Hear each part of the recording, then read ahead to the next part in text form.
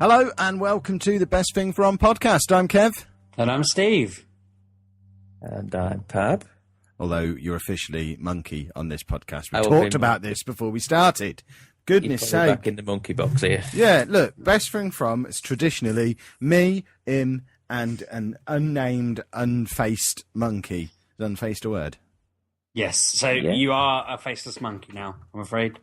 For the next hour, anyway. Yeah, only on this show. I wouldn't mind being a faceless monkey. That sounds quite interesting. Yeah, when we're back on the Mature Gamer podcast again, you can be Pab or whatever you want to call yourself. I don't mind being a monkey. That sounds interesting. On the other programme we do, you can be Patricia. Can I be monkey on the other one as well? No, that's not how it works. Strictly? Right, okay. Yeah, monkeys are for Best Thing From, and Best Thing From is for monkeys. That's always been the way.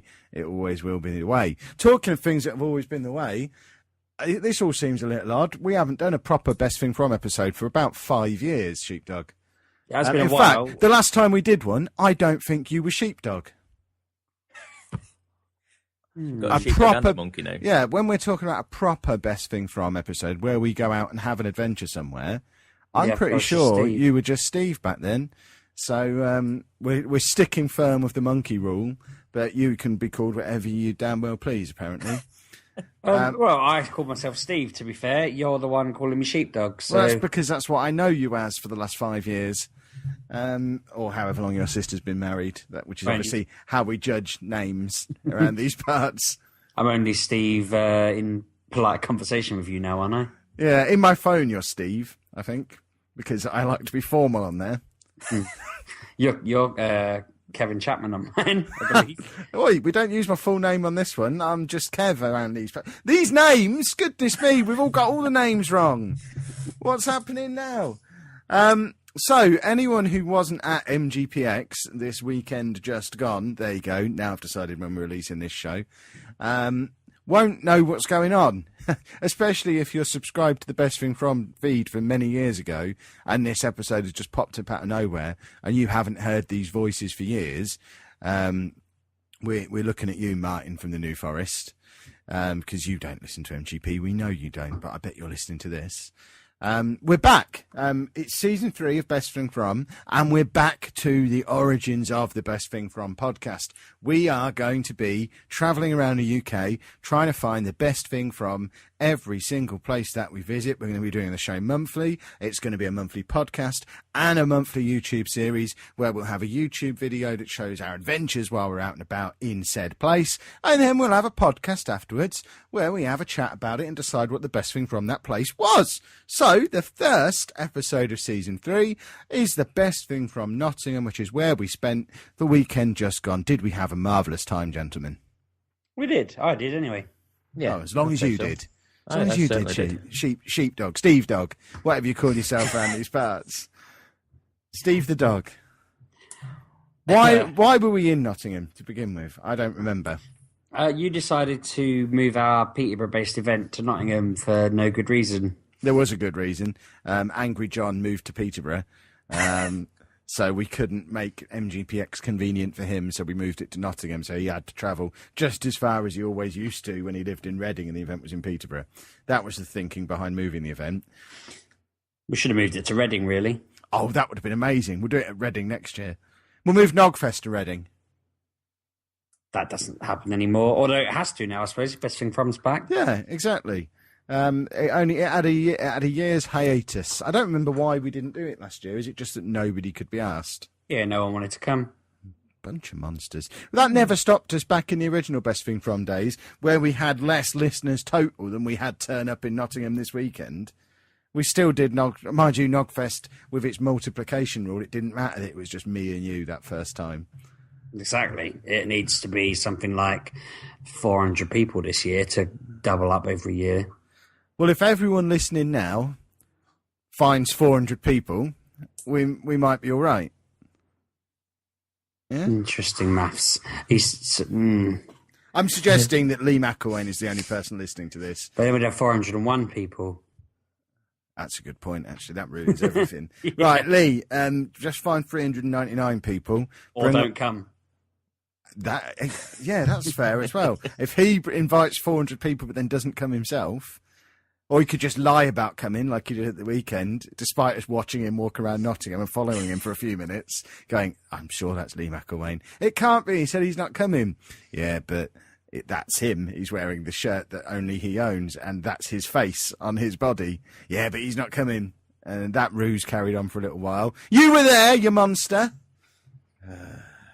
He waited till you'd left the building before he arrived as well, which I thought was very clever. Yeah, he was. For a while, I was following him, but it seems he then got round the back of me, as usual, and waited until I was there and then snuck in. Cheeky monkey. Not you, Pab. Monkey, yep. It's me. I'll tell you what, I forgot to tell you did happen on the Sunday of the event. I got a text from a man called Petro Queisser. That's not a real name. Queza. His email address is pedro.queisser@hotmail.com. Did he invent Quasar? He might have done, but basically he said that $1.15 million has been donated to me. Please reply to his email for more information. He texted me. I've got his number here. 07484 842 577. Tempted to ring that. Yeah, well, perhaps if we all ring it. If all four of us, i.e. us three and the listener, if we all ring that number, nothing bad can happen, surely. Well, I kind of wonder what's the worst that could happen on a mobile number, because I get 3 minutes. Well, then they can put the sales pitch on us. You know how impressionable some of us are. If he gave me... at the moment, I'm cynical, and I suggest he perhaps hasn't donated that money yet. But if I get on the phone to him, I'll be paying his transfer fees in no time, because he sounds like a straight-up chap. I can't see any downside of ringing it, though. Should we ring it now? What's the number? It is 07... Hold on, can we add him into the Skype call? How does that Possibly. work? I don't know. Right, I'm pressing the add button. Add, show dial pad. Right, what's his number? 07484 07484. Yeah. 842 842 577. 577. There's certainly nothing that can happen when we're just adding him to a Skype call, surely. I don't know how to... Like some sort of hypnotoad where it'll just... Right, well, I've put the number in, but I don't know how to actually add him to the call now. Well, I don't understand what I just... It's not ringing. Do you have to add money to Skype to be able to ring people? I imagine so. Yeah, I think so, yeah. Perhaps that's where he gets us. He wants us to add money to Skype. It's the man who owns Skype who's trying to con us. What? I'm just adding him to my address book on Skype. His email address. 07484. Oh, yeah. Pedro. His name's Petro Queisser on. Add him to the call. I've just added him to Skype. If he accepts, I'm adding him in. Right. Well, you keep us up to date with what's happening there, and then we'll get him on and we'll have a chat with him. He might have a view on what the best thing from Nottingham is. You never know. Maybe he saw that we were trying to kick things off and need a bit of money and just donated 1.15 million to us. That would be amazing, wouldn't it? It's the only logical explanation. I need to clarify what the rules are with donations. I know if either of us wins the lottery, we've got the 10% rule in place. If a man's just donated you $1.5 million, do I get a slice of that? I think I'd look after you a little bit. Would you? Yeah. You've threatened to look after me before. Usually you threaten to take care of me, which you say in a threatening way that upsets me slightly. Well, $115,000 isn't much, is it? It'll do. Well, I've got that much, I mean. How much is that in real money? $750,000. I don't think it is. No. But I'll take $750,000 from you. Oh, wait, no. I meant the 1.15. Me and Pedro are in this together. He's sending you pretend money. You've now got to send me $750,000 for him to release it to you. And then me and Pedro are going to run off to Mexico together and make sweet sandwiches. With jam and bananas. 75k for you then, sorry. That'll do. Send it over. Imagine the amount of pop vinyls I could buy with that.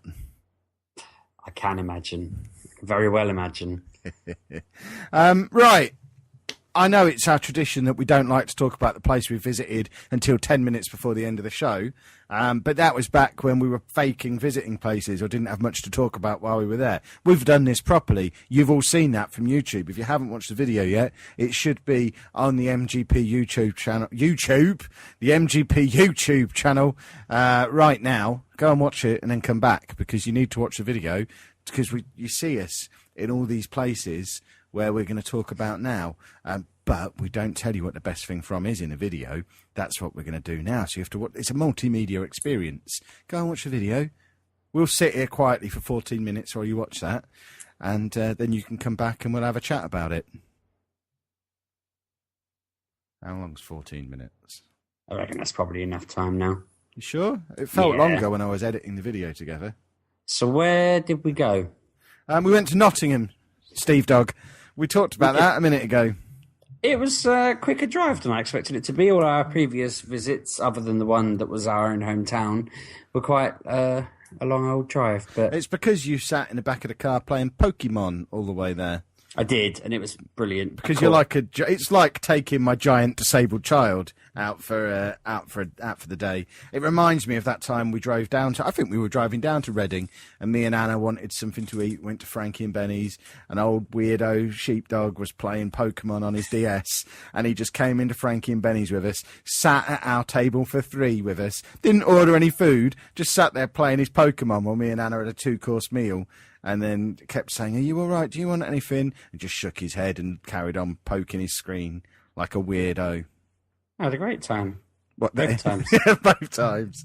Exactly. Did you catch any good pokies on the way?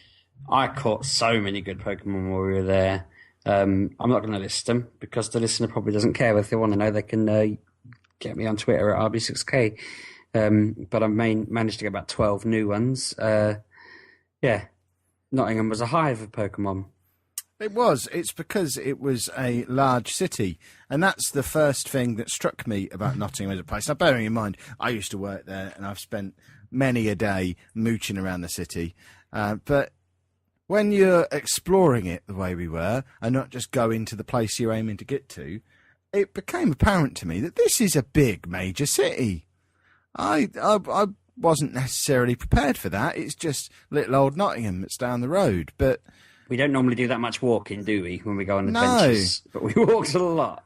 We just sort of, usually we'll drive to the next place even if it's across the road. But we parked the car up on the Saturday morning. It didn't move until the Sunday night. We just walked everywhere. And there's a lot there, isn't there? I feel like we only scratched the surface. I think, if we had more time and funds, we'd probably have been able to spend a full weekend there, going in loads of different places, and it'd have been even more, even better. I mean, when we went to somewhere like Leeds years ago, I think we saw everything there, really, didn't we? We completed Leeds. Same sort of thing with the South. I mean, we went to Portsmouth, we finished the South.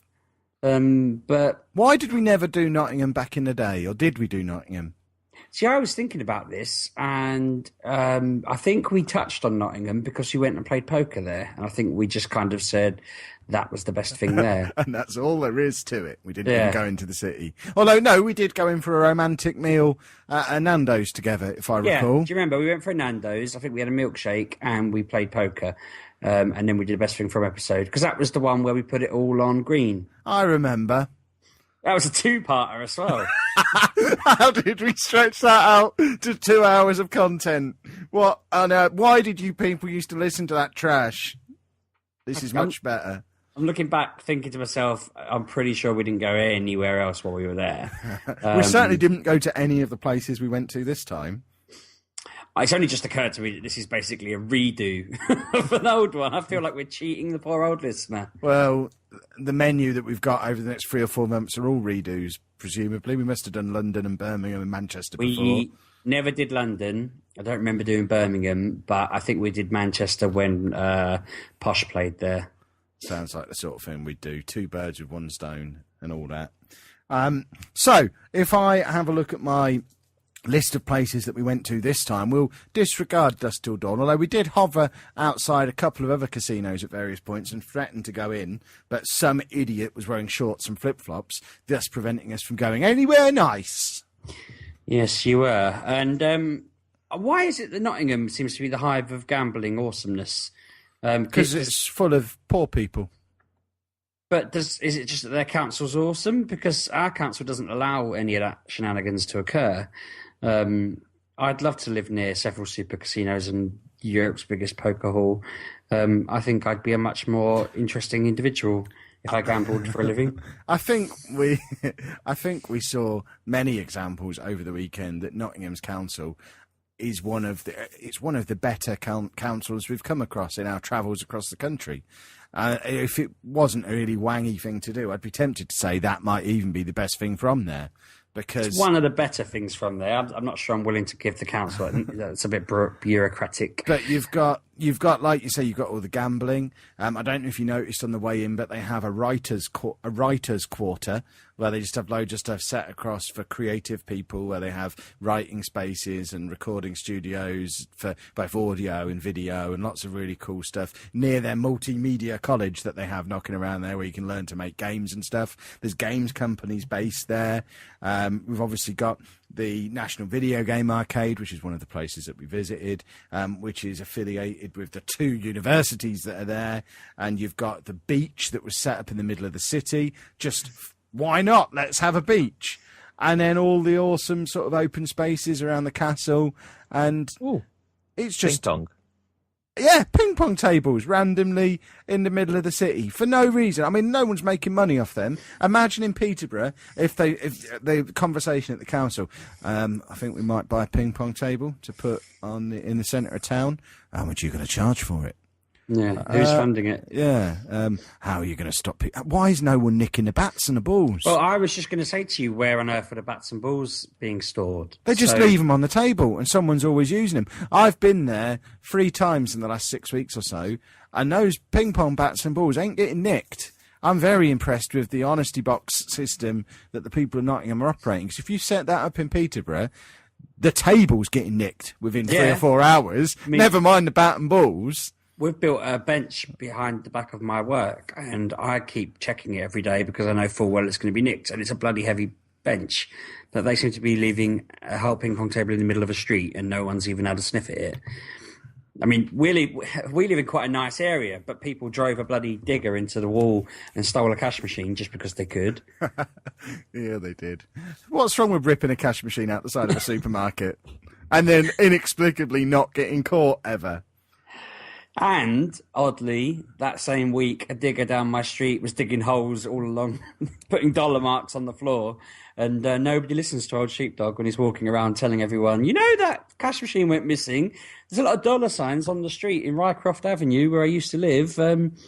Did they bury it there? And no, nobody's paid attention to that. I would love it if in a few years' time it turned out all the lost money was under there. Also, weirdly, a woman around the corner won the biggest ever lottery draw. I wonder if that's connected. Could be connected. I wonder if some of this whole not nicking the ping pong balls is to do with the fact that because of all the other stuff going on in the city centre, the place is constantly heaving. I mean, we were out there over the course of the weekend, all hours of the day and night, pretty much, weren't we? And there was people around constantly. And you don't get that around here. People can drive a digger up to a supermarket and steal a cash machine here because no one will notice for 6 hours.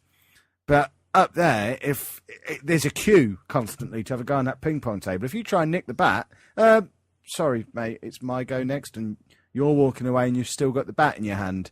That makes it harder for me to play. Can I have it, please? Oh, sorry, sir, my mistake. Here you go. Yeah, exactly. But it's that busy because there's always so much going on.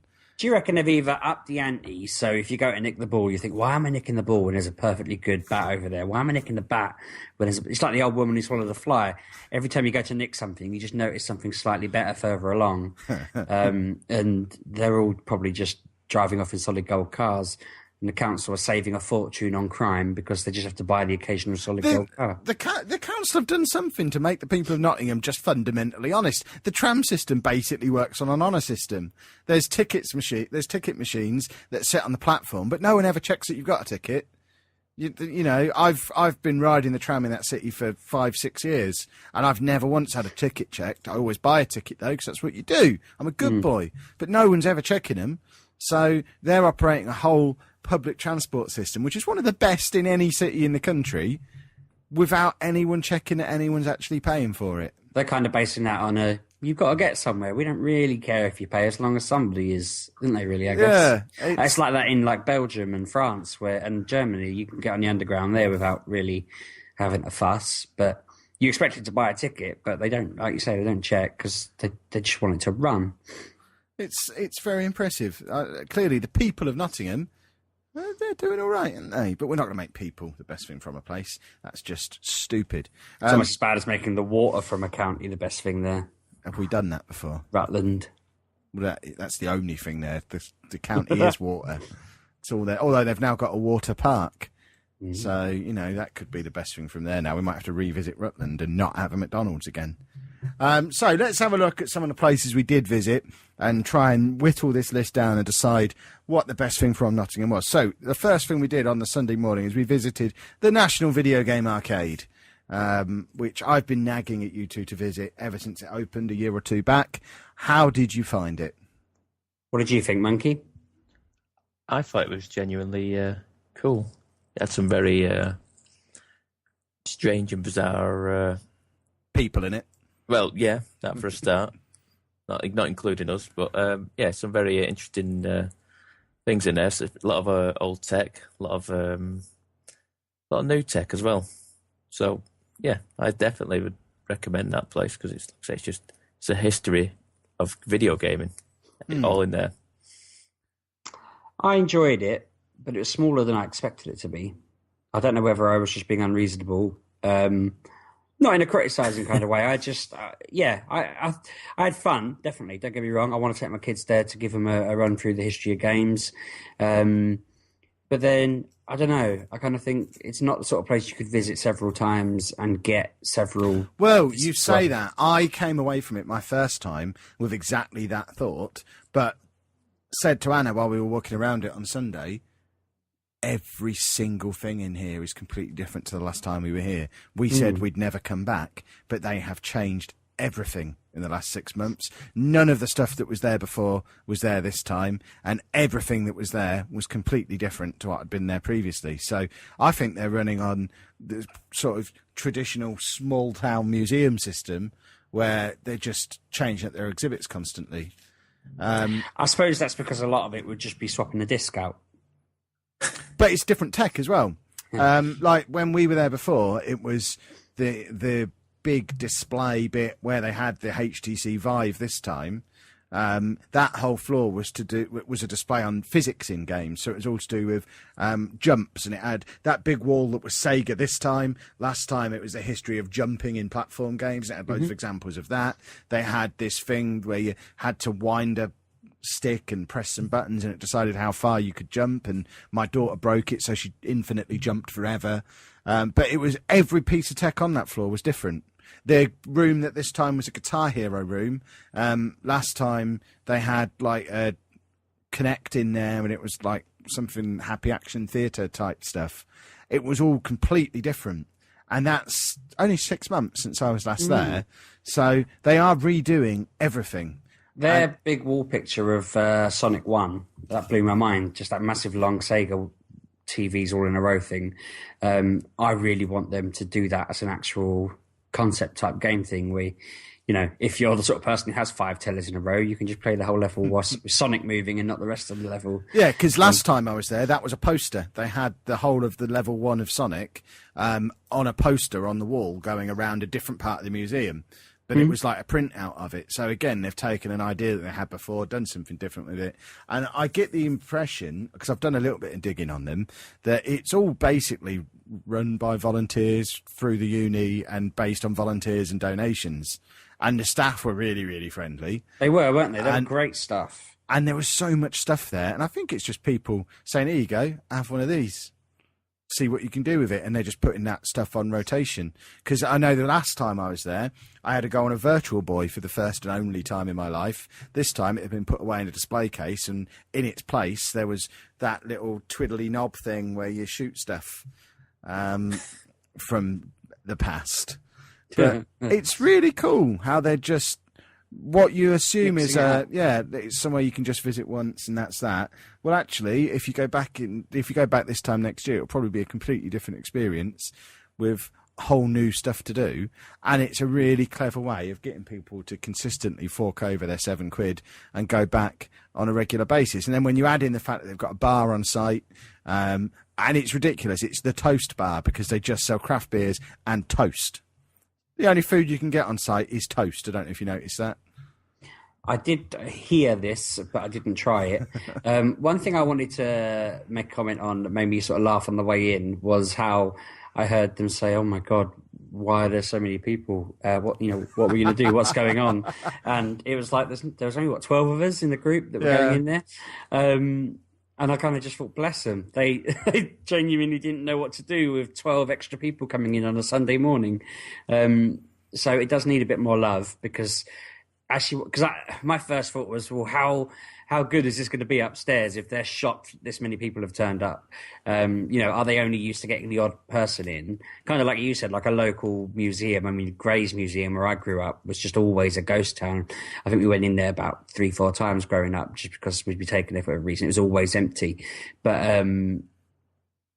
going up the stairs and seeing it was actually real and there's stuff there was quite cool, because I don't know, I just saw a bit of fear in their eyes, like they were going to be like, oh my God, this many people can overpower us, when they realise we're in the wrong, But Of course, as nice as they all are, I am going to sue them.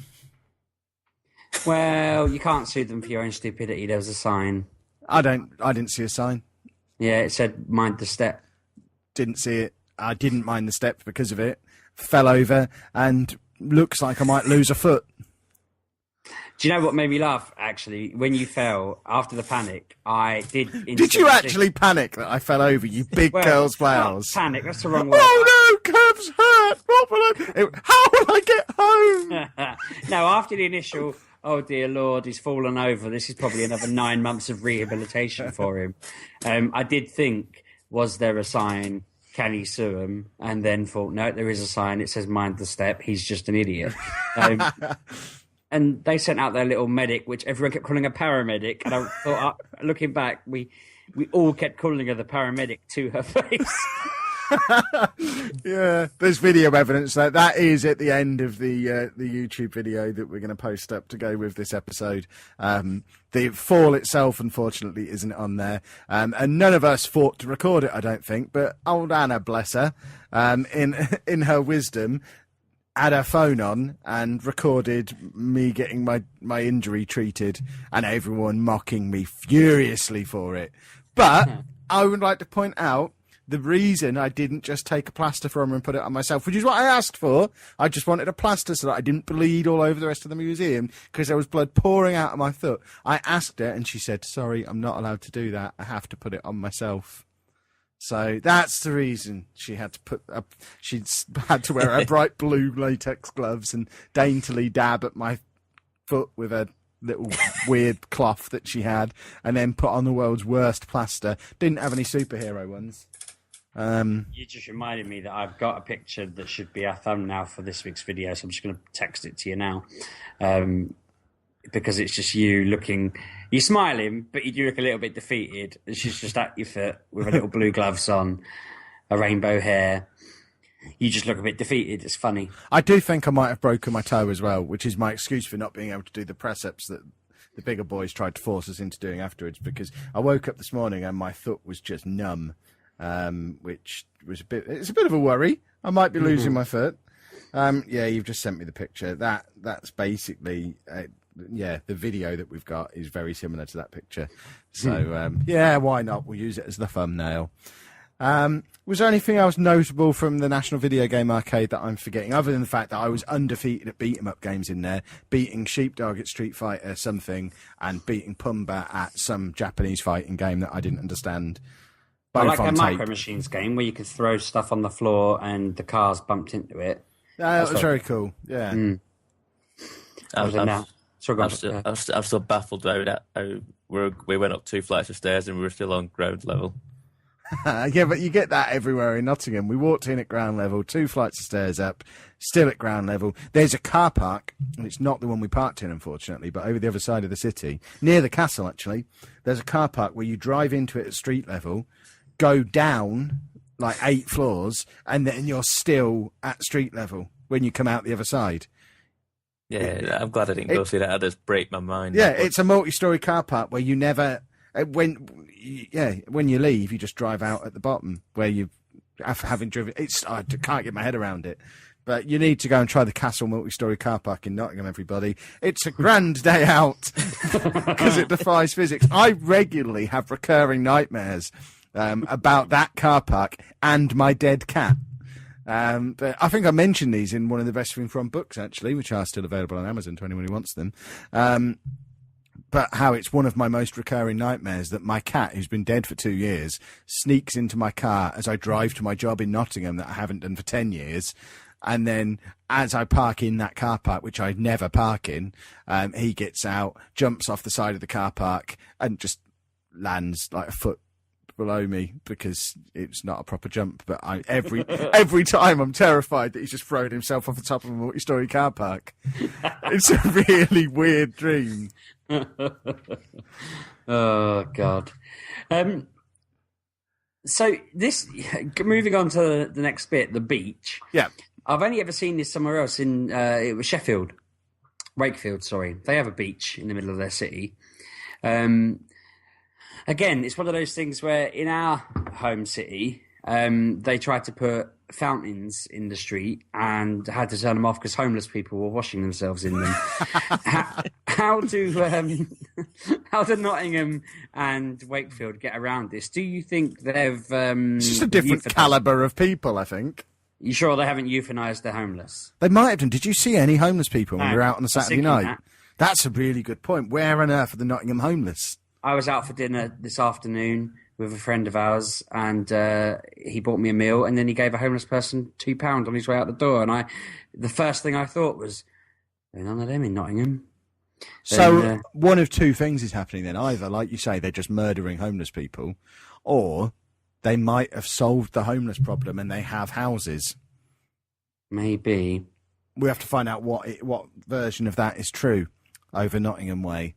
But I mean, the fountains that are behind the beach in Nottingham, they're there all year round and on all year round. Kids play in them all year round. And I've never seen a homeless person washing them. So, yeah, I don't know. Perhaps it's just there's more of a police presence. There's always CCTV cameras. There's always police knocking around, PCSO. So perhaps it's just you can't get away with stuff like that in Nottingham, so they don't. Whereas over here, you can drive around all day and not see any police. And we have a volunteer fire brigade, don't we? Yeah. That sort of stuff. I'm still assuming that I'm going to get a ticket through my door any day now for driving through the pedestrian area on the Saturday morning because there were CCTV cameras everywhere. Someone's caught me on film doing it.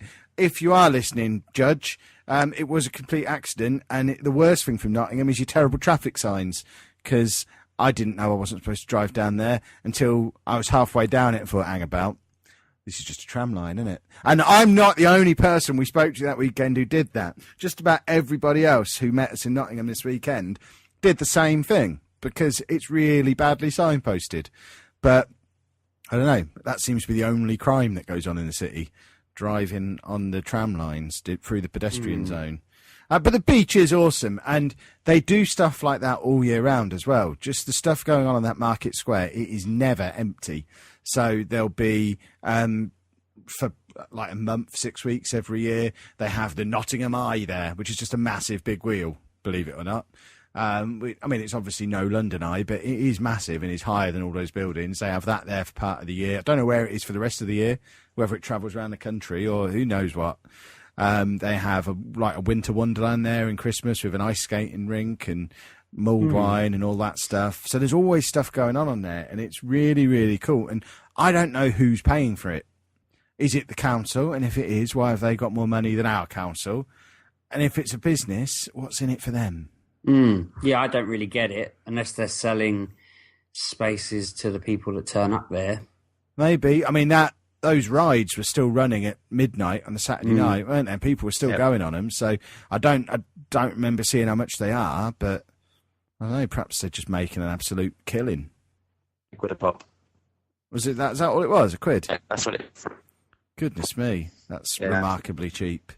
But we did see how effective the policing is as well, because your beatboxing friend, he was taken away as we walked past, wasn't he? So the police are on top of everything. The police definitely were applauding him, though. So they were friendly about it. Yeah. They carted him away. Yeah, but whipped him off out of there. So they're definitely on top of everything that's going on. Yeah. But the beach was very cool. I liked the beach. And bearing in mind just how far inland you are in Nottingham as well, it's pretty cool to be able to just go and make a sandcastle and have a little paddle with your kids. And, for some of them, it might be their only opportunity to make a sandcastle over the course of a year. And it's a very cool thing that I think we should have here. We should do a beach where we live, Sheepdog, between our two houses, exactly awesome. between the two of them. Yeah, flood everything here with sand and a little bit of water. Yeah, well, it wouldn't take much to flood it completely because, we are in the middle of nowhere and it's below sea level. I guess arguably where we live, we have a beach at Ferry Meadows. I suppose we do. And you can zorb there. Can you, by golly? I'm going there tomorrow. I might do a bit of zorbing. I don't know if the zorb man's still there, but he used to have his little things over the lake in the middle. Well, I shall check them out tomorrow and feed back to you all. Mm. So after we went to the beach, we then went on to our first of 2 comic book shops, and we went to Forbidden Planet, which you told me on the day wasn't allowed to be the best thing from Nottingham because it would be the best thing from every city it's in if we did that, and that's just mean. But I know we were all excited at the fact that they had this summer convention exclusive pop vinyls in there, and we all bought plenty of them.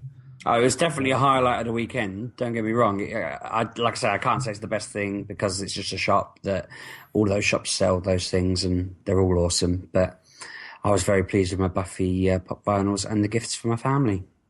You didn't get any gifts from my family, did you? I didn't get any gifts for myself. That's not what I asked.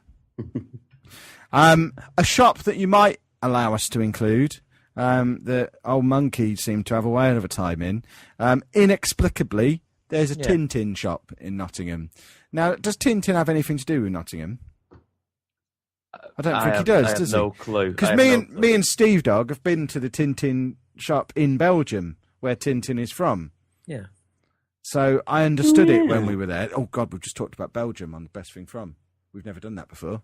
This episode's probably not recording, knowing you, so it'll be all right. Edit that out. But why... Unless Belgium is twinned with Nottingham. But the whole of Belgium. Where you were, in Belgium. I can't even... Was it in Bruges, the Tintin Shop? I can't remember if it was there or whether we saw that in Brussels. I can't remember now. It's twinned with Belgium. Belgium? Ghent, I meant to say. Well, we never went to Ghent, Sheepdog. No, exactly, that's what I'm saying. So it can't be twinned to anywhere else. My wife insists that word is twined. Is she trying to wind me up? Yes, obviously. Yeah. It would only have one N if it was twined. That's what I always say. There you go. What's Deeping twined with? I don't know, Ghent. Probably. But yeah, I think part of it is just there's a crazy old man who obviously made enough money over the course of his life to be able to do whatever he damn well pleases at the age he is at now, and just thought, you know what I quite like? I like Tintin.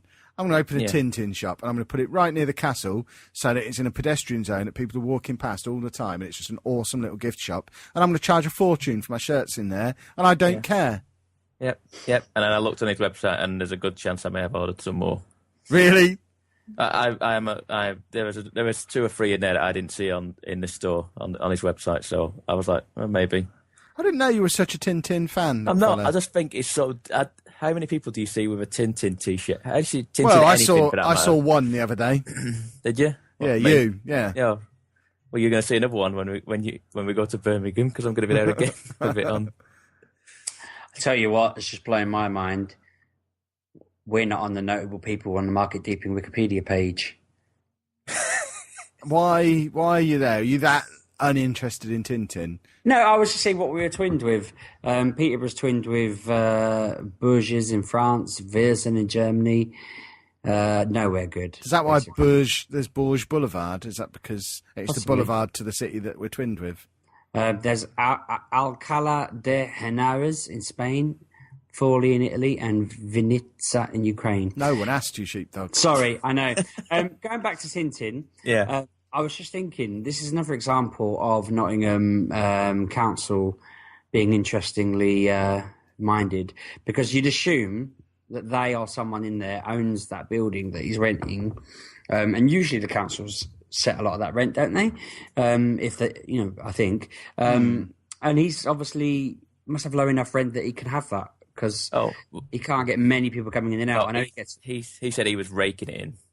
Yeah. He said it was a big demand shop. He said something of that nature. Anyway. Yeah, we were in prime time on a Sunday afternoon, and we were the only people in there. So I think his definition of raking it in might be slightly different to ours. He did say he was aching, and he had just had a fall, so he might have been concussed.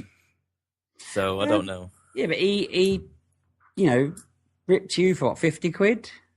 I don't care. All the t-shirts are awesome. Yeah, that's the thing. It was a very expensive shop. Yeah, I'm just thinking if he has one of you an hour or one of you every couple of hours, if he only has 4 of you a day, that's 100 quid a day he's making. I know that's not going to keep a business afloat, but if his rent's only, say, £1,000 a month, he's not got to worry too much, has he? Yeah. And he's probably printing those shirts himself round the back. I did notice for £3 a pop. For a Tintin shop, he does sell other stuff that it looks like he makes his own shirts. So maybe you've got me a bit concerned now. He had a lot of vehicles in the middle, didn't he? You won't like it if it's not an officially licensed Tintin shirt. Yeah, it's official. It does look officially licensed. It had the Tintin tag on it and the Tintin label on it and what have you. So everything's coming up Tintin. That's a phrase that's never been heard on this podcast before. Well, this one for the future. Yeah. So after we went to the Tintin shop, I had my bandages changed on my toe because I was bleeding again. And then we went back to somewhere we'd previously visited the night before. In the grounds of Nottingham Castle, there's 4 Pokestops all really close together with a really awesome bar that's sort of half indoors, half outdoors. Mediterranean style bar, isn't it? The way it doesn't have a door and a beer garden. The whole front of it just opens up. And one table is inside and then the next table is outside and it just all opens up. Reasonably priced beverages, and you can sit there and drink and just go from Pokestop to Pokestop to Pokestop to Pokestop. They all have lures on constantly because there's 50 or 60 nerds there at any one time, half of them drunk. And we just sat there for, an hour and a half on a Saturday night? Yeah. And it was brilliant. Very good. I loved that. Yeah.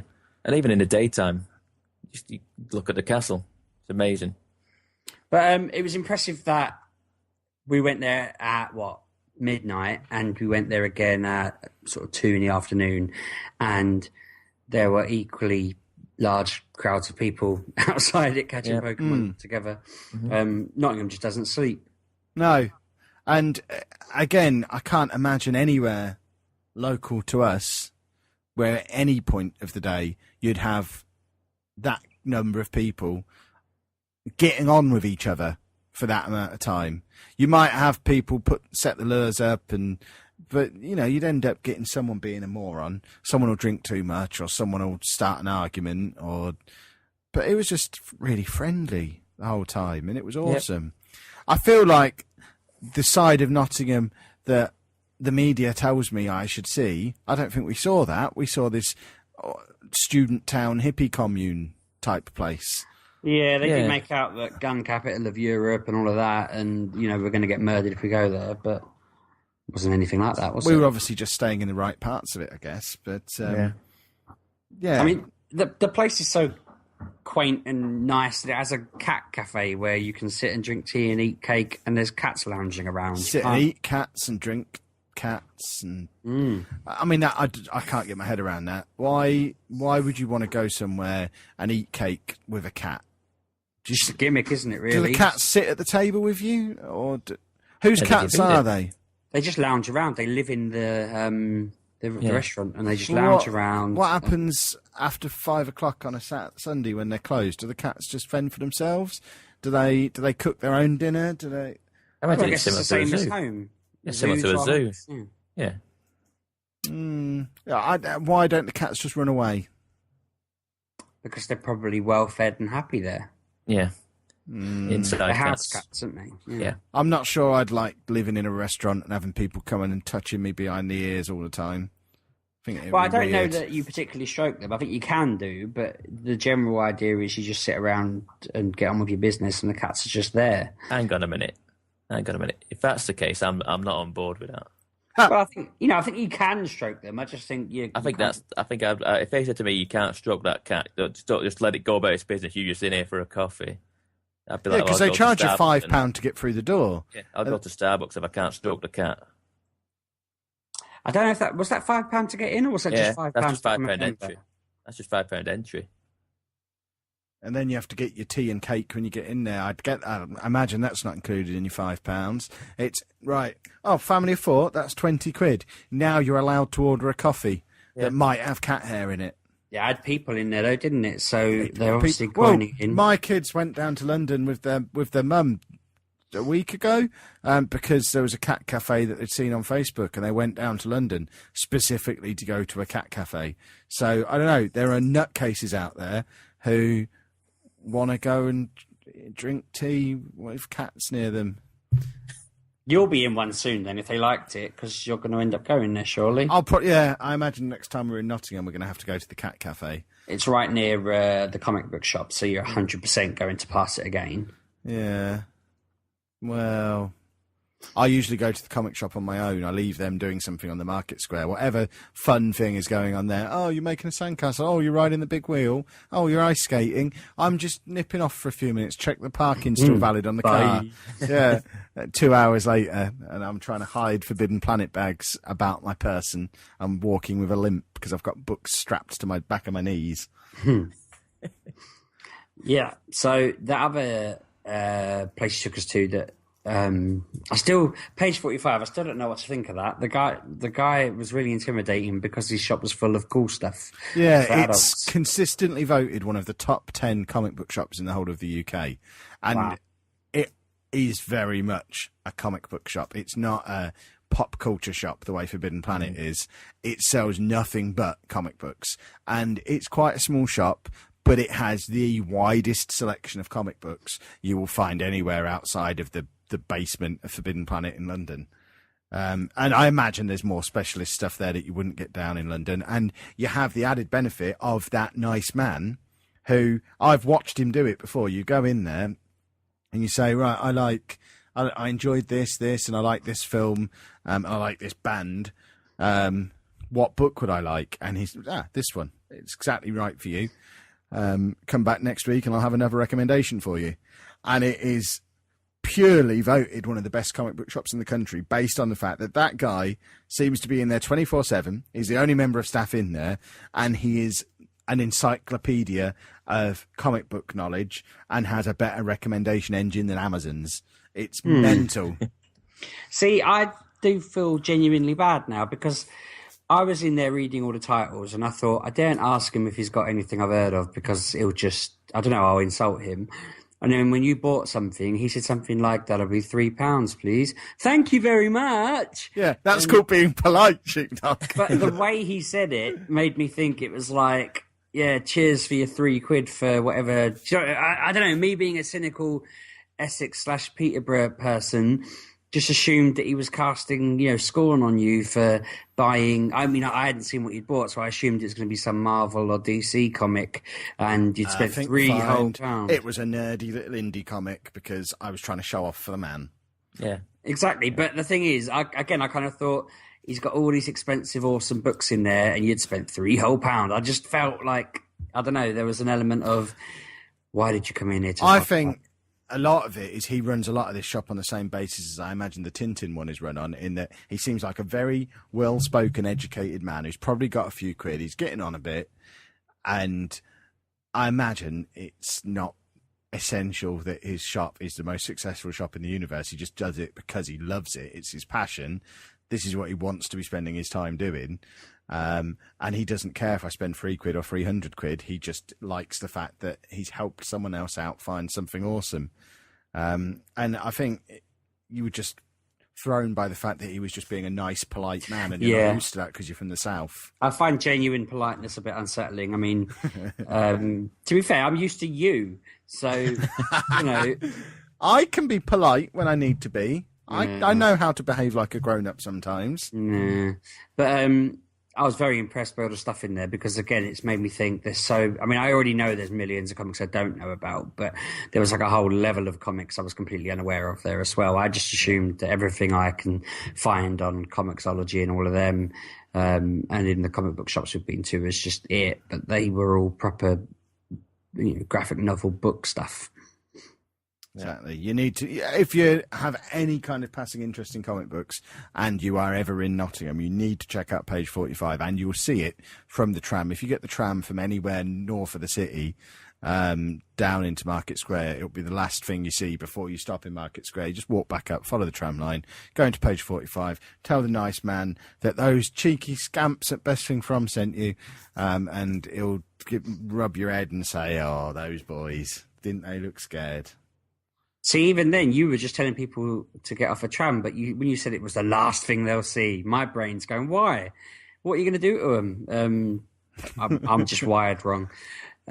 You're too used to being threatened. You expect to be threatened all the time. I also wondered with him, again, like the Tintin Man, maybe the rent on that building was just really cheap. It sounds like Nottingham's the place to go to start your own random novelty business that's just a passion. And it's certainly where I'll open up my Funko Pop shop in 5 years' time, when I'm a millionaire, a self-made millionaire, and I don't need to worry about paying the bills anymore. I'll move to Nottingham and get one of these little random shops on a random side street and just sell pop vinyls and watch Forbidden Planet run me out of business.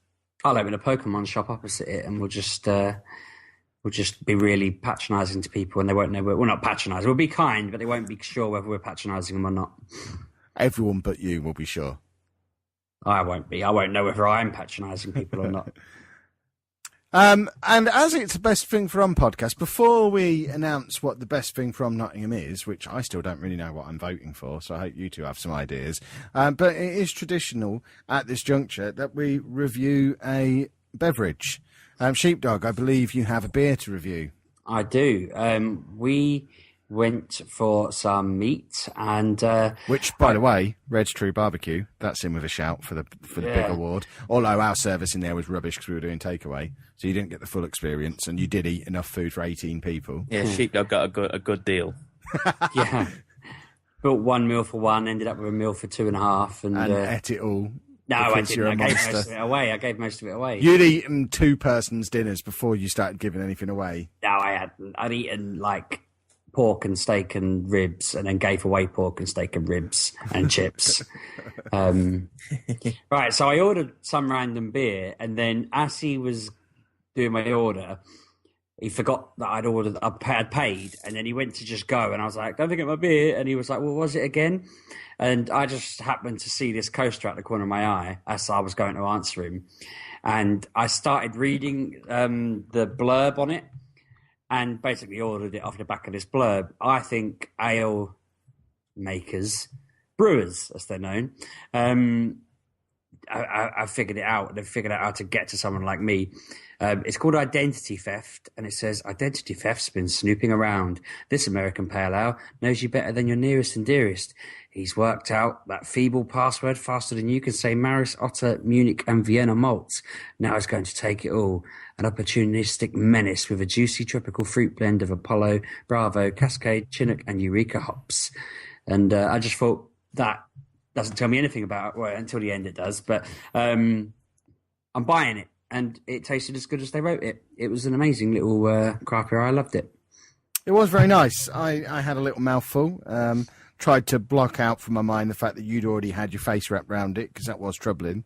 I did take a sip and then turn the glass so that you were touching a completely different part of the glass to the part I touched. It still played with my mind a little bit. I was struggling with the fact that we'd shared a glass effectively, and now any and all diseases you might suffer from, I've been exposed to, and I don't like that.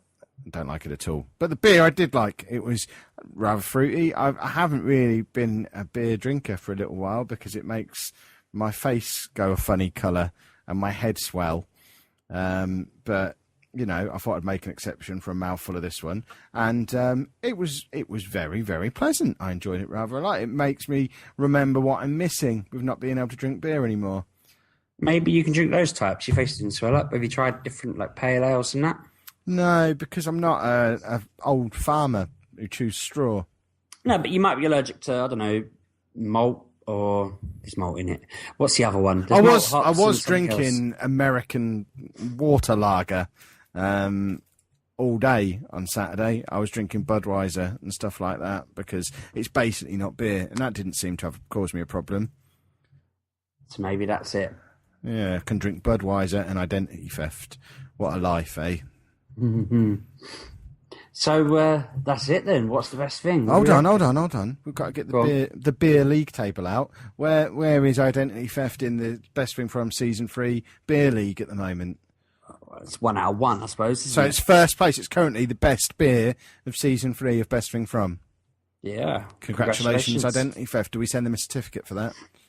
Maybe we should. Maybe you can be bothered to try and find it. Maybe we will. We'll just stick it under the door at Red Tree Barbecue. They'll pass it on probably. So yeah, what are our thoughts? What's the best thing from the city? I'm torn a little bit because there's a few things for me that could take the crown. So I'll listen to what you two have to say first. It's hard because you don't get anything like the video game arcade anywhere else. The city itself, with their just general, it was clean, tidy, fun, busy, vibrant, just good. It's a nice place. That was surprising. I don't know. I am torn. Everything was good about it, really. Monkey, do you have anything to throw you under the bus here? For me personally, it was going sitting in the evening by the castle and just at the bar, taking poker stops. And like I say, we could have done the exact same thing the day after in the daytime and enjoyed the scenery, enjoyed the company. It's like I say, it's buzzing, vibrant city, isn't it? So I would say just sitting there, just enjoying, like I say, playing games, enjoying the scenery. And for me, that was the best thing from Nottingham. I'm going to struggle to argue with you, I think. Do we know what the name of that bar is? Oh, I did know. Damn. Wasn't it something about the castle? It was on Castle Street, wasn't it? We'll have to look it up and give it, when we send it its proper certificate and we go there for the award ceremony and stuff. But yeah, I think trying to boil it down into a little word or phrase or thing, it's really difficult. But just the whole atmosphere around those grounds for the castle and to an extent the city as a whole. But the grounds to the castle, awesome bar. And just the whole Pokemon stuff, being in the right place at the right time. It was exactly the right city to be in. The weekend, the Comic-Con pop exclusives appeared, and Pokemon was massive. If we were to go back there in 4 or 5 months' time, we'd probably find something completely different. But for the weekend we were there, I think it has to be that place because it was just cool. It was very, very, very cool. Right, that just about brings us to the end of our first episode back on this wonderful season 3. It gives us just enough time to run you through what the plans are for the next few episodes. So, as we mentioned at the start of the show, it's going to be a monthly show. We're not going to do anything crazy like committing to weekly adventures like we always used to when we were unwashed student scum.